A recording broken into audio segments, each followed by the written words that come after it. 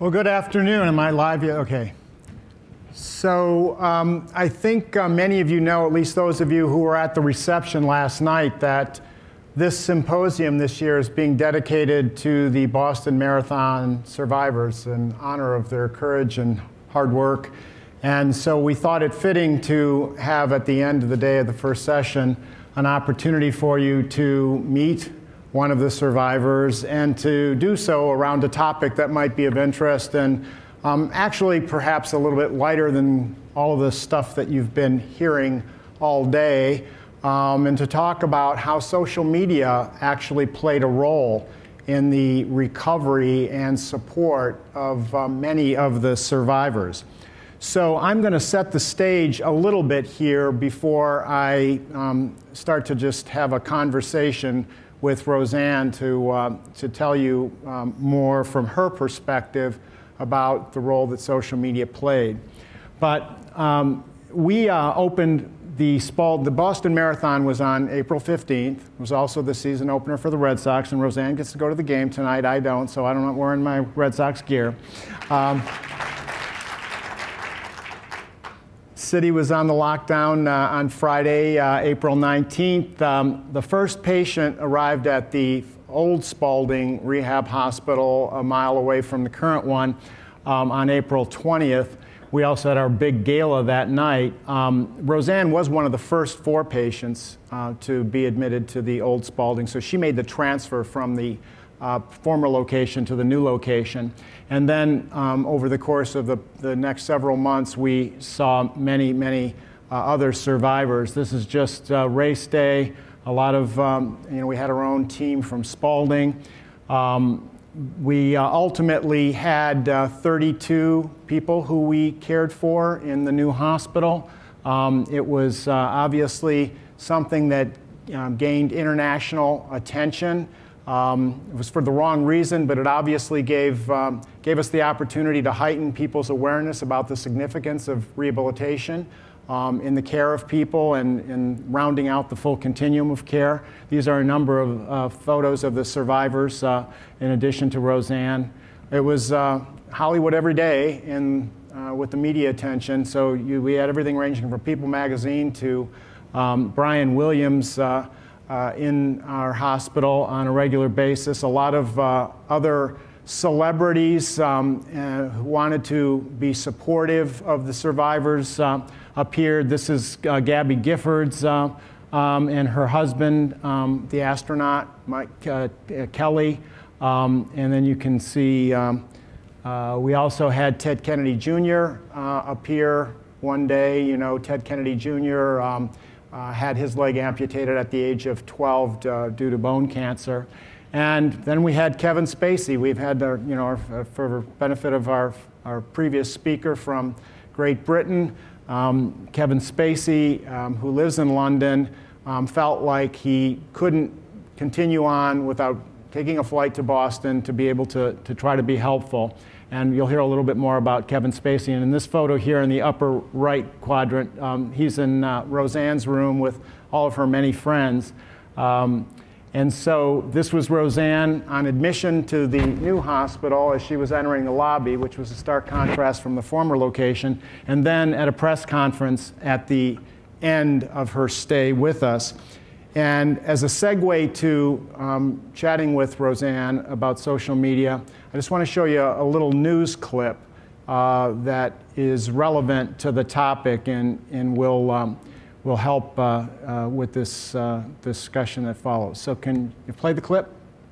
Hospital staff, the survivors too, hospital staff and law enforcement as well. She was right next to one of the marathon bombs when it exploded, but Roseanne Zendaya survived the blast, thanks in part to this mystery man. And tonight, he is a mystery no more. News Center 5's Kimberly Bookman tracked him down and knew at 6. She's joining us live from Spaulding Rehab in Charlestown. Great story, Kimberly. It absolutely is, Liz. This is that mystery man in the aftermaths of those bombings. Well, we actually posted his picture online today and got tons of response. When we reached out to him, he said he didn't want to be a hero. He was just relieved to know that the person he helped is okay.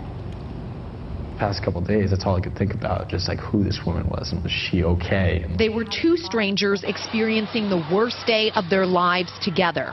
He, a 20-year-old Northeastern University student walking towards the marathon finish line. She, a Dracut woman waiting for friends to complete the race on the other side of Boylston Street. When the second bomb went off, Roseanne Sadoya was badly hurt. I did look down, and there was a pool of blood. It was quickly filling. I was like, if this is coming from me, I'm going to die. Shores Salter says he doesn't know why, but among a dozen victims near him, he gravitated towards her. So I ran over to her, and I grabbed her, and I picked her up, and I was like, we got to get out of here, and she was like, I know. This picture shows Shores using a belt as a tourniquet. He says a physician's assistant nearby gave him instructions.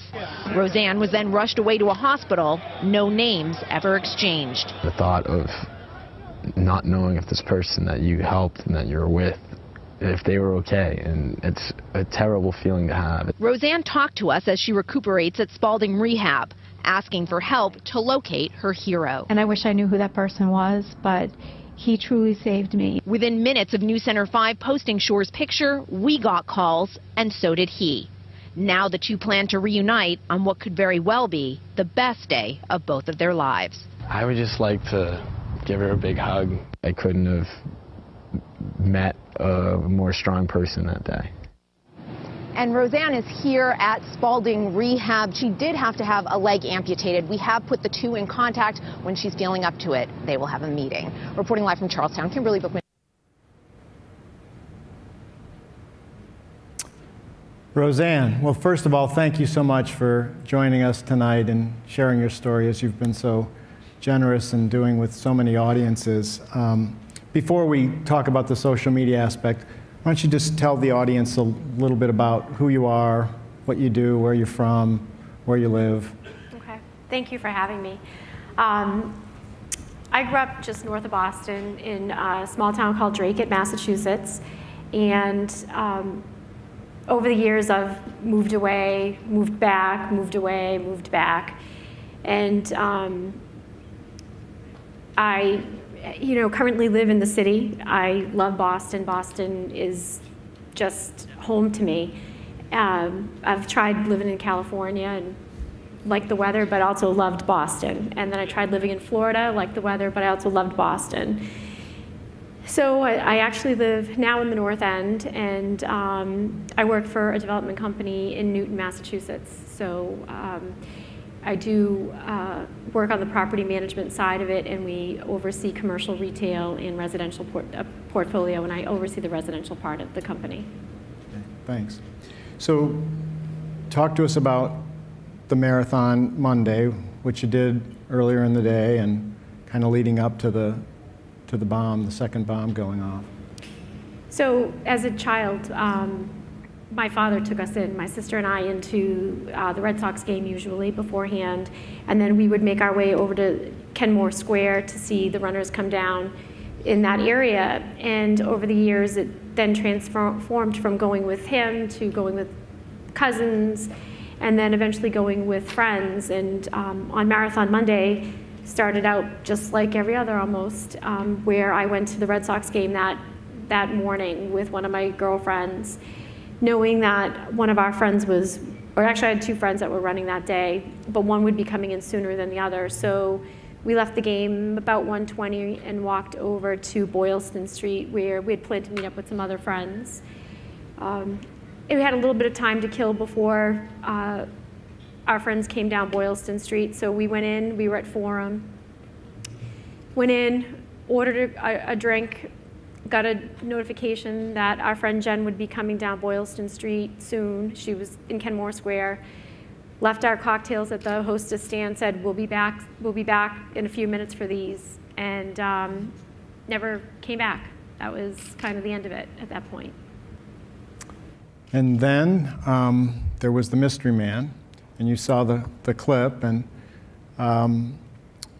there's a little more to that story about how you actually were able to find him. And so tell us how all that happened, aside from Channel 5's role.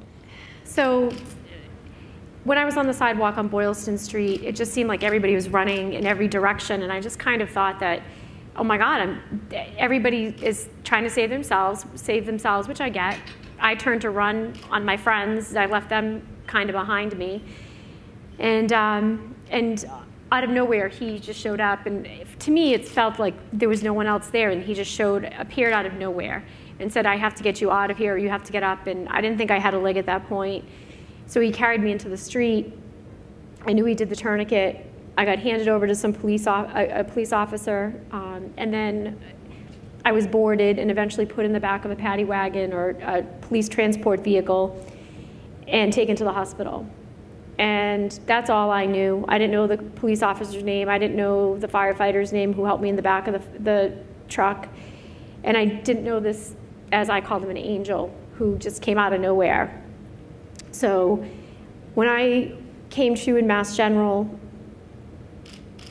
the police officer was there, Shayna. The firefighter, Mike, was there. But I had no idea who this other person was. And it didn't end up happening, or I didn't end up mentioning it until I did the interview with Channel 5. And I happened to know the reporter who I was speaking with, and just said that I was looking for this person that had helped me who had put the tourniquet on, because it seemed to be like the last piece of my first responders group that I needed to really kind of figure out who this initial person was. And so when that news clip aired with the interview with Kathy Curran, some stranger sent a photo to my friend Christine and said, I think this is your friend Roseanne, and this is the person. So they zoomed in on the picture that you saw where he's tightening the tourniquet, and Christine asked me, is it okay for me to post it and send it out? And I said, as long as you can't see me, I'm fine with that. And she sent it to the news media. She sent it to Channel 5. She also sent it to a friend of mine who works for Boston.com. And then it got posted out on Twitter and out on Facebook. And I believe it was within a matter of 10 minutes of it being posted that he got a text message from one of his friends, and also someone posted on his Facebook page and said, Shores, we think this is you. And they found him. And he contacted my friend Christine and said, I think that's me. So, you know, in this day and age of technology and social media, you're also a little wary of who's contacting you. You don't know who's on the other side of it. So Christine asked him a few pointed questions that only he would know from that day, and basically it was him. That's great. That's a terrific story, and that was an important part of your recovery, to be able to locate him. Have you kept in touch with him? Have you maintained a relationship? Yes.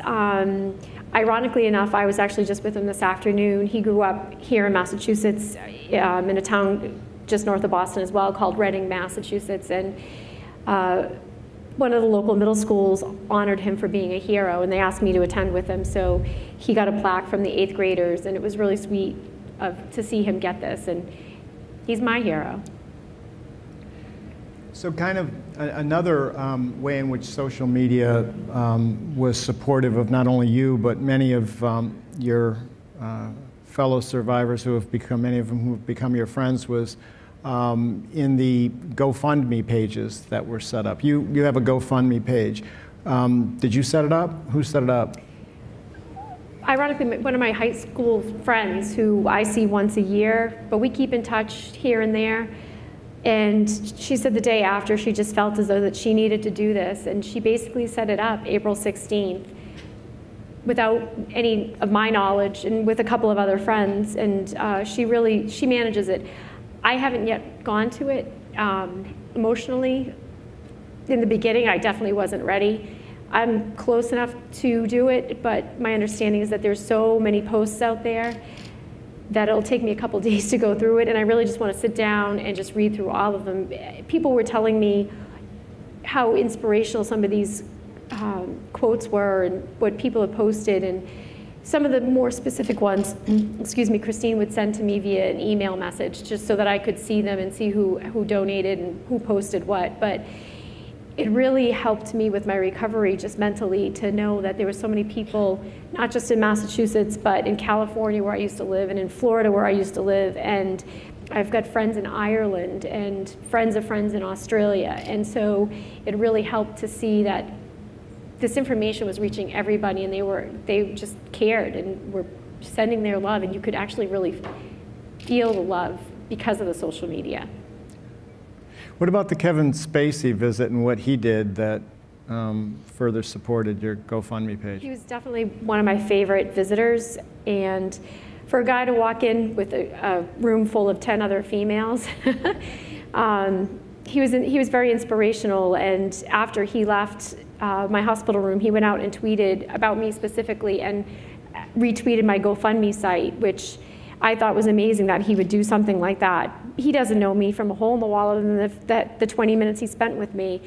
And because of him doing that, it really added to my GoFundMe site.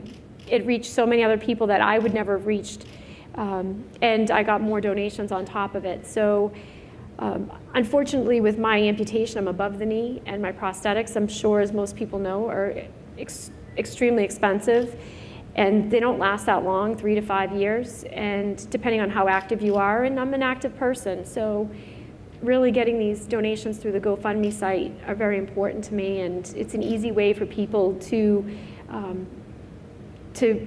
help. A tweet from Kevin Spacey certainly can help get a surge of donations. Yeah, yes. So before we open it up to some questions from the audience, is there anything else you want to offer about the role that social media played beyond what you've said in connection with these situations? I think I wanted to stress that it's a great way to keep in touch, to keep people informed. I can't imagine how difficult it would have been and how strainful it would have been on me and stressful on me to really kind of keep in touch with all of the different people that I know throughout my life. And it really, with the social media, it really helped with keeping people in touch. I know that my sister at times would try to keep friends at bay when she didn't think I was feeling up to it, and would send out a message to, Roseanne's having a bad day, don't come in, she's got this going on or that going on, and it just took a lot of the pressure off of my family and me, and I think it's very important. I think it's a great way to communicate and really keep people in touch. So we've got a few minutes for questions from the audience. Microphones where, Kara? Anyone?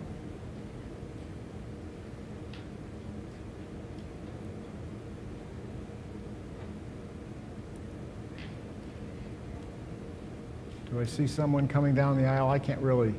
It's hard to see.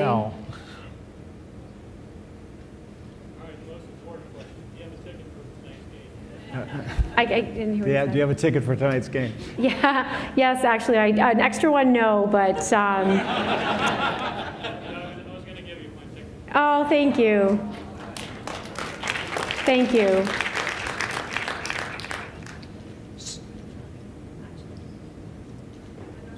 The microphone's not working. I have a really loud voice, so you can probably hear me. I don't know if the whole group can, but I would. I'll repeat the question. I can hear you. Okay, so this is a really good example of a very positive experience, and that seemed to have enhanced your healing, if I'm not mistaken, or to have this kind of social media support, and not just financially, but emotionally. And I wonder if we can take a lesson from this and incorporate it into routine rehabilitation care, and if so, if that's already being done, if Dr. Soter, you could share that, if that's already being done in some way, either in your facility or other facilities that you know of. We in Spalding have our own Facebook page, and we're on Twitter, and we tell patient stories, and we encourage others who are so inclined to use social media in similar ways to what the marathon survivors have. Obviously, there's a lot of other uses of technology above and beyond social media that are coming into play in what we do in rehabilitation by way of telehealth. And that's going to be an area where there'll be just more and more opportunity. It kind of gets beyond the topic of tonight's conversation, but within the home care setting, we do a lot of telemonitoring and hospital-based teleconsulting is becoming very, very important for us. Really kind of redirecting that back to you, Roseanne. First of all, thank you so much. Thank you for your courage. Thank you. Because I imagine you relive it every time you see it. And thank you so much just for being here. Talk about the support. I would think if you were my friend in the hospital and I knew where you were, I wouldn't want to interrupt, but yet also I actually have a friend today that just lost her husband, and sorry. And just to be able to text something to somebody when you want to tell them that you're caring, knowing that it's taxing to be in a presence. Can you talk about that a little bit? And just of how you use that social media and how your friends used it to start that healing process and that forgiving process. Well, I'm sorry for your friend's loss, because I know that can be difficult, no matter where or how. But texting itself was a great way to communicate. I lost my phone that day. It got blown out of my hand because I was watching and waiting for the updates. And I think probably about 4 or 5 days later, or I know when I came to right away, I asked for my phone.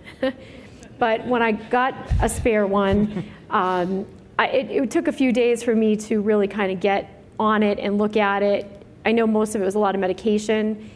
I do know that a lot of people reached out to me initially asking if I was okay, because a lot of people knew that that's where I would be. And I wish actually I had that phone back so I could see all the text messages that I got. Would it make me sad? Yes, but it would also make me feel loved. And so getting those text messages, whether that person responds to them or not, you know that they got it. 9 times out of 10, everybody gets a text message or is going to get it, and they're going to know that you're caring, and that's really all that it's about. Don't expect a response back, or at least not right away, and when that person's ready, they'll get back to you.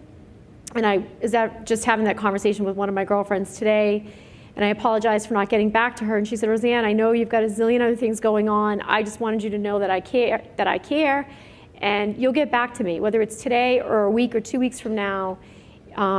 It just really helps knowing that that person is thinking about you, and it gets you through that day and the next day. Thank you. I actually have one question, if that's okay, time permitting. So I was thinking about post-discharge and the group of people that you met along the way, some of whom you've probably bonded with because they've been through the same marathon bombing. And after discharge, is there a network or a group or social tools that you've used to stay connected, or do you feel like there's a need to do something more that we can help you with? Out of the 16 amputees, I would say I am connected via text messages or emails with 14 of them. And the one that I'm not connected with is Erica, who's down in Baltimore. But I believe one of us has her information, so information would get to and from her. And then the other one I don't have communication with is Jane, the little girl, but I see her in rehab here and there. So, we do have a connection, and we are all part of this unfortunate group, but it's a great group to be part of. Everybody's so positive and so supportive as we go through all of this. So we're connected, whether it's either text message or an email. I know a few of us have recovery Facebook sites. I have Roseanne Stoyer Recovery. I know Mark Fuckerell has one. Jeff Bauman has one. I think Mary has one. And I know that we've all liked each other's page and keep in touch that way as well, so we can see what's going on.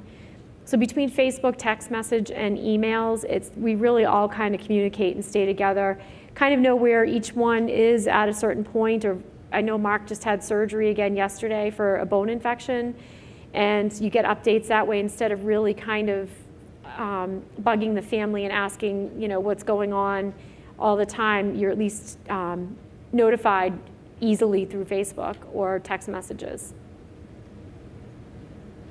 Yeah, a quick comment also, and a request for a lot of the folks who are here. I am an electronic engineer by profession, but I just recently graduated from MIT with a degree in system design management.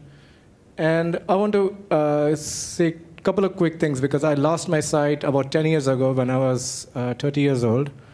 And I was in Portland, Oregon, and I'm still surprised today that there's only, when I came out of the doctor's office, I was not referred to any rehabilitation center or where I can get more training in independent living. So those kind of things, I think Massachusetts is the only state where they have such a law, and I wish physicians are more aware of that they have an avenue to go after they have been diagnosed with a condition, could be anything. And also to have a kind of a support network, like you mentioned, which becomes very important, because there's more happens from peer-to-peer learning than from anything else. And that's very important to emphasize, especially if it's a relatively new condition, new arena where we are entering. That's all I wanted to say. Thank you so much. Thank you. Thank you. Thank you for this moment. Anything else? Hearing none, I will just, by way of closure and by way of really lightening this up, ask Roseanne to tell us about one of her visitors. It was Ted Kennedy Jr., and it was a nice Sunday afternoon. It was warm, and Roseanne was out on the patio outside when he arrived with, like usual, about a dozen of her friends. And so I said to him, you know, Roseanne is one of the people you want to meet with, and she's outside, so why don't we start here? So I brought him over and introduced him to Roseanne and her friends, and they were, you know, just having a conversation, and then Roseanne asked him a question. Well, he mentioned that we had something in common, and sometimes I get a little nervous when that question, or when someone says something like that. So I was like, oh, what do we have in common? And he mentioned that he was an amputee as well, right leg above the knee, identical to me.